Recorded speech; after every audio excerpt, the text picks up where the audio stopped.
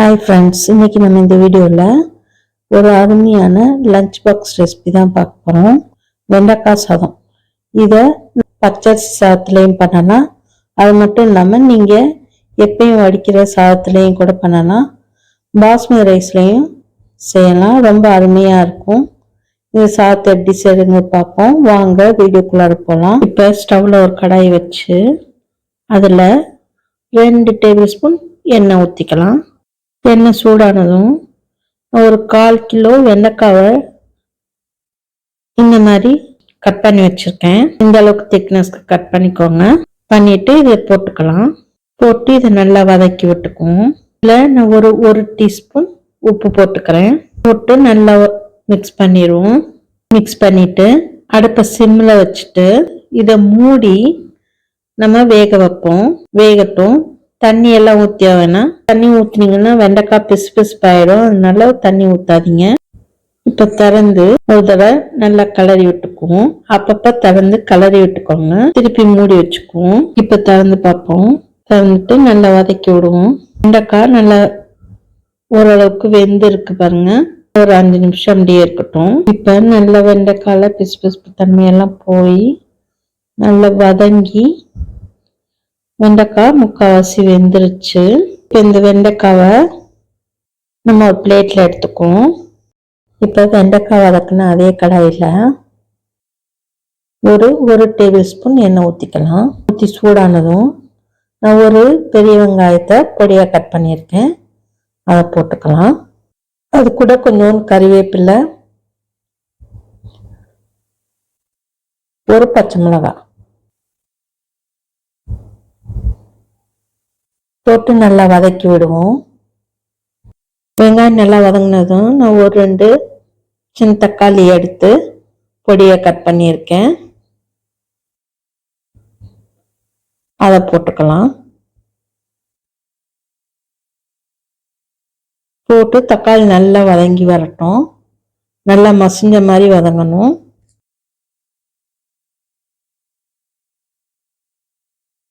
இப்போ இதில்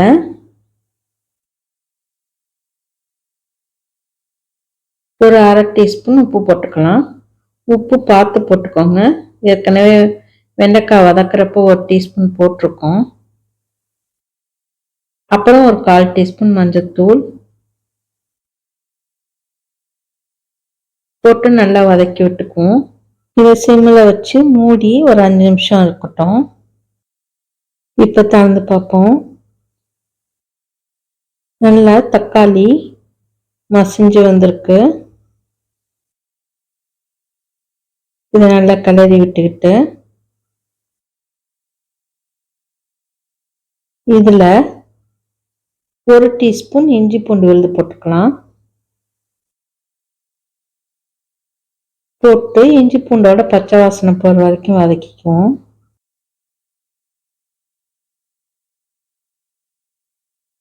இப்போ இஞ்சி பூண்டோட பச்சை வாசனையெல்லாம் போயிடுச்சு.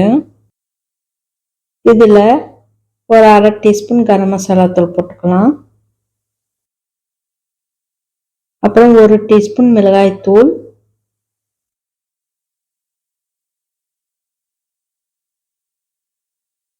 ஒரு டீஸ்பூன் தனியாத்தூள்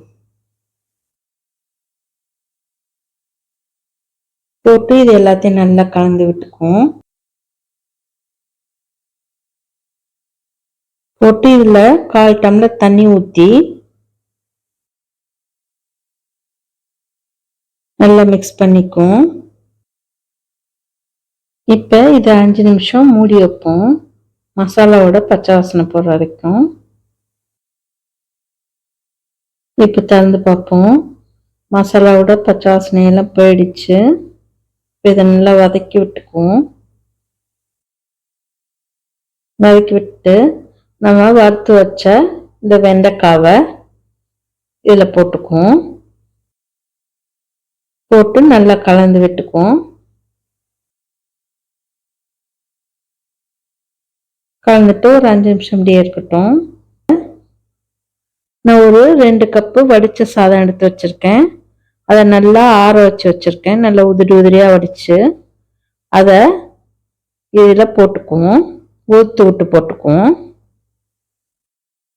நீங்கள் பாஸ்மதி ரைஸில் கூட பண்ணலாம். இதே மாதிரி சாதத்தை உதிரி உதிரியாக வடிச்சிட்டு அதை இதில் போட்டு கலந்துக்கலாம். கொஞ்சம் கொஞ்சமாக போட்டு கலக்குவோம். போட்டு இந்த சாதம் எல்லாத்துலேயும் நல்லா மிக்ஸ் ஆகிற மாதிரி, மசாலா மிக்ஸ் ஆகிற மாதிரி கலந்துக்குவோம்.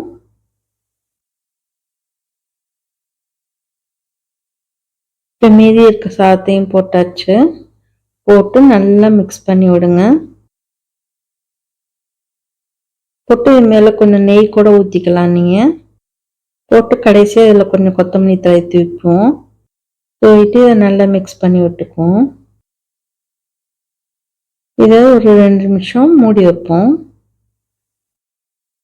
இந்த சாதத்தில் நல்லா மசாலாலாம் இறங்கட்டும். இப்போ திறந்து பார்ப்போம். இப்போ நல்லா மசாலாலாம் ஊறி நல்லா ரெடி ஆயிடுச்சு. இப்போ ஸ்டவ் ஆஃப் பண்ணிடுவோம். இப்போ வெண்டைக்காய் சாதம் ரெடி ஆயிடுச்சு. இதை ஒரு சர்விங் பவுலில் மாற்றிடுவோம். ஒரு கொத்தமல்லி தழையை வச்சுக்குவோம் டெக்கரேஷனுக்காக. அருமையான வெண்டைக்காய் சாதம் ரெடி ஆயிடுச்சு.